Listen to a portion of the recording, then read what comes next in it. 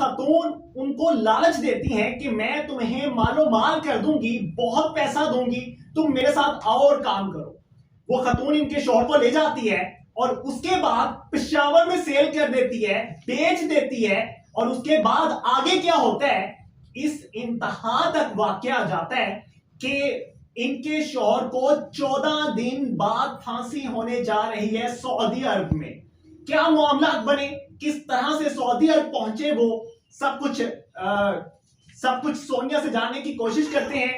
सोनिया की मामला की बनया सी। सोनिया कितना अरसा है सी ਤੁਹਾਡੇ ਵਿਆਹ ਨੂੰ? 10 साल हो गए। 10 ਸਾਲ ਹੋ ਗਏ ਨੇ। ਕੀ ਨਾਂ ਸੀ ਸ਼ੋਹਰ ਦਾ? मोहम्मद अख्तर। ਮੁਹੰਮਦ ਅਖਤਰ। ਕੀ ਕੰਮ ਕਰਦਾ ਸੀ? मेहनत मजदूरी करता सी, दिहाड़ी ਕਿੱਥੇ ਕਰਦਾ ਸੀ? इत्थे लाहौर करता सी। ਵੈਸੇ ਕਿੱਥੇ ਰਹਿੰਦੇ ਆ ਤੁਸੀਂ?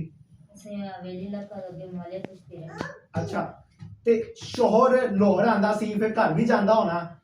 हाँ जी, ਕਿੰਨੇ ਅਰਸੇ ਬਾਅਦ ਘਰ ਆਂਦਾ ਸੀ? महीने बाद 1.5 महीने बाद घर जाता सी। ਤੇ ਹੁਣ ਕਿੰਨਾ ਅਰਸਾ ਹੋ ਗਿਆ ਕਿ ਘਰ ਨਹੀਂ ਆਇਆ? 1 साल हो गया घर नहीं आया। ਉਹਨੇ